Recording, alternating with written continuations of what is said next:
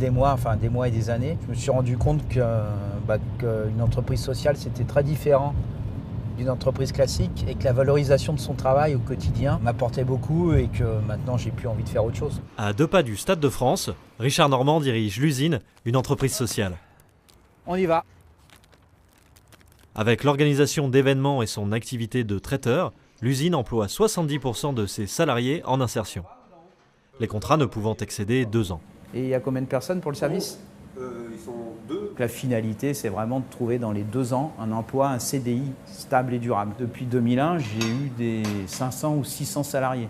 Si j'avais gardé tout le monde, j'aurais toujours les mêmes et je n'aurais pas à un moment donné de vie de l'entreprise tendu la main à quelqu'un. Insertion, souci du commerce équitable, répartition égale des profits et échelle de 1 pour 10 entre le plus haut et le plus bas salaire, l'usine n'est pas une entreprise comme une autre et avec plus de 30% de croissance en 2011, ça marche. Il faut qu'on soit rentable, mais je pense qu'on a une approche différente, un management différent, une écoute différente de la part des managers auprès des équipes. L'année dernière, on a eu 70% de sorties positives. Donc ça veut dire que 70% des gens qui sont passés chez nous ont trouvé un CDI ou un emploi ou une formation qualifiante. L'Atelier d'Île-de-France organise depuis 2 ans des journées d'information sur ce qu'est l'emploi dans l'économie sociale et solidaire. 3000 personnes y ont déjà participé. Si je veux refaire quelque chose aujourd'hui, peut-être que c'est bien de le refaire pour les autres et avec des gens. Le public ciblé est large, de jeunes diplômés aux chercheurs d'emploi en quête d'une reconversion, comme Philippe, 58 ans. Travailler pour gagner de l'argent, ça ne marche pas. Pour moi, ça ne marche pas. Faut qu'il y ait quelque chose de plus, qu'il y ait un plus. Une croissance moyenne de 2%, soit plus que dans le secteur privé, 440 000 nouveaux emplois en 10 ans. En période de récession, l'économie sociale et solidaire crée des emplois dans de nombreux domaines. Ce qui les intéresse beaucoup, c'est les visites d'entreprise et de se rendre compte qu'ils peuvent exercer leur métier, quel qu'il soit, en portant des valeurs. L'entreprise visitée cette fois-ci, c'est Studio Singulier, un espace de coworking.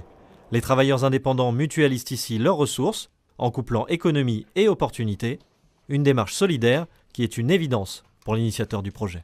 Le but, c'est pas que cet espace constitue un revenu pour nous trois, on le voit vraiment comme un travail plutôt bénévole, en sachant qu'il nous profite malgré tout au quotidien dans notre activité professionnelle. L'économie sociale et solidaire ne représente pourtant que 10% des emplois en France, mais selon Florence Janicatrice du CNRS, plus qu'une alternative, celle-ci est une des réponses au problème de l'économie traditionnelle. Il y a toute une activité de réparation des dégâts causés par les crises du capitalisme qui rendent nécessaires ces nouveaux acteurs. Par ailleurs, comme on est aussi dans des périodes où on considère, à mon avis à tort, mais c'est comme ça, que l'État est trop pesant, eh bien le retrait de l'État souvent se fait en lui substituant de l'économie sociale et solidaire. En nommant un ministre chargé de ce secteur en la personne de Benoît Hamon, le gouvernement a reconnu l'importance de l'économie sociale et solidaire. Je ne répondrai pas à la question que tout le monde se pose, qui est le patron de Bercy aujourd'hui.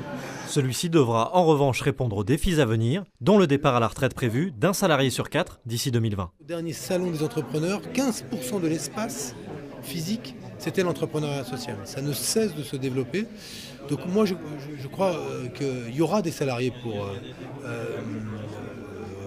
occuper ces postes.